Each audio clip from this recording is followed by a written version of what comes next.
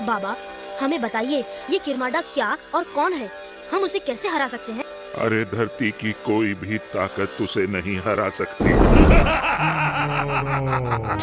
जब भी हम इंडियन कार्टून्स के विलेंस के बारे में सोचते हैं तो जनरली हमारे दिमाग में वही सेम टाइप की कैरेक्टर्स आते हैं जो थोड़ा फनी होते हैं, थोड़े अजीब होते हैं और एंड में हीरो से मार खा के चले जाते हैं। मतलब ऐसे विलेंस जिन्हें देखकर ज्यादा डर नहीं लगता बल्कि उल्टा हंसी आती है और उन्हें कभी सीरियसली लिया ही नहीं जाता। लेकिन इन सब के बीच एक ऐसा विलन था जिसने पूरी इमेज को चेंज कर रखा था, क्योंकि ना तो वो फनी था ना हल्का लगता था और सबसे इम्पोर्टेंट बात ये थी कि उसे देखकर सच में डर लगता था, और वो नाम था किरमाडा। अगर तुमने बचपन में किरमाडा को देखा है तो तुम्हें याद ही होगा कि उसका इम्पैक्ट बाकी विलेन से कितना अलग था, क्योंकि आज भी उसका नाम सुनते ही एक अजीब सी फील आती है, जैसे कुछ पुराना डर फिर से याद आ गया हो। तो आखिर ऐसा क्या था किरमाडा में जो उसे बाकी इंडियन कार्टून विलेन से इतना अलग और इतना यादगार बना देता है? चलो इसको थोड़ा डिटेल में समझते हैं। सबसे पहले चीज जो किसी भी विलेन को अलग बनाती है वो होता है उसका लुक, और यहीं पर किरमाडा ऑलरेडी बाकी सबसे आगे निकल जाता है, क्योंकि अगर तुम छोटा भीम के बाकी विलेन्स को याद करो तो वो मोस्टली नॉर्मल इंसान जैसे दिखते हैं, ब्राइट कलर्स होते हैं और उनके एक्सप्रेशंस भी काफी फनी होते हैं। लेकिन किरमाडा का लुक बिल्कुल उल्टा था। उसका बॉडी टोन, लंबी टेल, लाल आंखें और उसका फेस देखते ही एक डिस्कम्फर्ट फील होता था। और सच बोलूं तो ऐसा लगता ही नहीं था कि वो किसी किड्स कार्टून का कैरेक्टर है, बल्कि ऐसा लगता था कि वो किसी हॉरर स्टोरी या डार्क वर्ल्ड से निकल के आ गया हो। और जब आप एक लाइट और सिंपल कार्टून देख रहे हो और उसमें अचानक इतना डार्क और अलग टाइप का कैरेक्टर आ जाए तो नेचुरली आपका दिमाग उसे सीरियस लेने लगता है और वहीं से उसका इम्पैक्ट स्टार्ट हो जाता है। लेकिन सिर्फ लुक ही मैटर नहीं करता, क्योंकि अगर उसकी आवाज या प्रेजेंटेशन वीक हो तो पूरा इफेक्ट खत्म हो जाता है। लेकिन किरमाडा के केस में उसकी आवाज उतनी पावरफुल थी जितना उसका लुक। उसकी डीप और हैवी आवाज, धीरे बोलने का तरीका और हर लाइन में एक हिडन थ्रेट फील होता था। वो उसे और भी डेंजरस बना देता था, क्योंकि जब वो बोलता था तो ऐसा लगता था कि कुछ बुरा होने वाला है और वो जो कह रहा है वो सच में कर दिखाएगा। जहाँ बाकी विलेंस जोक मारते थे और लोगों को हंसाने की कोशिश करते थे, वहीं किरमाडा पूरी तरीके से सीरियस रहता था और सिर्फ एक ही काम करता था, डर क्रिएट करना। उसकी हर बात में एक ऐसा टोन होता था जो उसे बाकी सबसे अलग बना देता था। उसकी हंसी तो अलग ही लेवल की थी, क्योंकि वो नॉर्मल विलेन वाली हंसी थी ही नहीं, बल्कि उसमें एक अजीब सा फील होता था जो आपको डिस्कम्फर्ट देता था। और जब कोई कैरेक्टर आपको ऐसे फील करा दे तो वो इजीली आपके दिमाग में रह जाता है। अब सबसे इंटरेस्टिंग चीज आती है उसका इंट्रोडक्शन, क्योंकि यहाँ पर छोटा भीम के क्रिएटर्स ने बिल्कुल डिफरेंट अप्रोच यूज की है। नॉर्मली विलेन सीधा सामने आ जाते हैं और अपना प्लान बताते हैं, लेकिन किरमाडा को धीरे धीरे रिवील किया गया। पहले उसकी प्रेजेंस फील होती थी, फिर वो शैडोज में दिखाई देता था, बैकग्राउंड डार्क हो जाता है और धीरे धीरे उसका फुल लुक सामने आता है। और ये पूरा प्रोसेस बिल्कुल वैसे ही लगता है जैसे हॉरर मूवीज में विलेंस को इंट्रोड्यूस किया जाता है। इस तरीके का स्लो इंट्रोडक्शन एक स्ट्रॉन्ग बिल्डअप क्रिएट करता है। जब तक किरमाडा प्रॉपर्ली स्क्रीन पर आता है तब तक ऑडियंस के दिमाग में वो ऑलरेडी डेंजरस बन चुका होता है। फिर आता है सबसे शॉकिंग मोमेंट जब भीम और किरमाडा की पहली फाइट होती है, क्योंकि यहाँ पर वो चीज होती है जो नॉर्मली कभी नहीं होती, और वो ये है कि भीम किरमाडा से हार जाता है। बचपन में हमने हमेशा भीम को जीतते हुए देखा है, वो लड्डू खा के हर विलन को हरा देता था। लेकिन जब किरमाडा ने उसे बुरी तरह से हरा दिया तो वो एक ऐसा मोमेंट था जिसने सब कुछ चेंज कर दिया, क्योंकि उसके बाद किरमाडा सिर्फ एक विलन नहीं रहा बल्कि एक रियल थ्रेट बन गया। और सिर्फ स्ट्रेंथ ही नहीं, उसकी पावर्स भी उसे डेंजरस बनाती है, क्योंकि वो उड़ सकता था, अपना शेप चेंज कर सकता था और डेड आर्मी क्रिएट कर सकता था, जो उसे एक नॉर्मल इंसान से एकदम डिफरेंट बना देता है। एक और इम्पोर्टेंट बात ये है कि किरमाडा का कैरेक्टर किसी इमोशनल या सैड बैक स्टोरी पर डिपेंड नहीं करता, क्योंकि आजकल के विलेंस को ऐसे दिखाया जाता है कि उनके साथ कुछ बुरा हुआ था इसीलिए वो ऐसे बन गए। लेकिन किरमाडा शुरू से ही एविल दिखाया गया है, उसके अंदर कोई सॉफ्टनेस नहीं दिखाई गई, इसीलिए वो और भी ज्यादा स्कैरी लगता है, क्योंकि ऐसे कैरेक्टर्स को समझना मुश्किल होता है और जब आप किसी को समझ नहीं पाते तो वो और ज्यादा डेंजरस लगता है। और उसे हराना भी इतना इजी नहीं दिखाया गया, क्योंकि स्टोरी में उसका लेवल इतना हाई सेट किया गया था कि नॉर्मल तरीके काम नहीं करते, जो उसे और शक्तिशाली बनाता है। अगर हम उस टाइम के बाकी इंडियन कार्टून विलेंस की बात करते हैं तो उनमें ज्यादा डिफरेंस नहीं होता था, क्योंकि सब सेम पैटर्न फॉलो करते थे, थोड़ी कॉमेडी, थोड़ा प्लान और एंड में डिफीट। लेकिन किरमाडा ने इस पैटर्न को तोड़ दिया और एक सीरियस विलन के रूप में सामने आया, और इसी वजह से वो इतना याद रह गया। सच में अगर देखा जाए तो किरमाडा सिर्फ एक कैरेक्टर नहीं था बल्कि एक फीलिंग था, बचपन का वो डर जो आज भी कहीं ना कहीं याद है, क्योंकि जब हमने उसे पहली बार देखा था तब हम उस एज में थे जहाँ ऐसी चीजें ज्यादा इम्पैक्ट करती हैं। आज के टाइम पर शायद नए बच्चों को वो इतना स्कैरी ना लगे, लेकिन हमारे लिए वो एक्सपीरियंस अलग था और इसी वजह से उसका इम्पैक्ट इतना स्ट्रॉन्ग है। सबसे इंटरेस्टिंग बात ये है कि उसके डिफीट होने के बाद भी उसका डर खत्म नहीं होता, क्योंकि उसका नाम ही काफी होता है टेंशन क्रिएट करने के लिए, और ये क्वालिटी सिर्फ स्ट्रॉन्ग विलेंस में होती है। तो एंड में कंक्लूजन सिंपल है, किरमाडा स्कैरी इसलिए नहीं था क्योंकि वो पावरफुल था, बल्कि इसलिए था क्योंकि उसे हर एंगल से स्ट्रॉन्ग बनाया गया था, चाहे वो उसका लुक हो, उसकी आवाज हो, उसका इंट्रोडक्शन हो या उसकी पावर्स। और ये सब चीजें मिलकर उसे एक ऐसा विलन बना देती हैं जो सिर्फ याद नहीं रहता बल्कि फील होता है। और शायद इसीलिए आज भी जब इंडियन कार्टून्स के सबसे डर वाले कैरेक्टर्स की बात होती है तो एक नाम जरूर आता है, किरमाडा। वीडियो अच्छी लगी हो तो वीडियो को लाइक करके सब्सक्राइब कर देना और मुझे अपना एक्सपीरियंस बताना कि तुम्हें किरमाडा कैसा लगता था। मैं मिलता हूँ आपसे किसी और वीडियो में, तब तक के लिए बाय।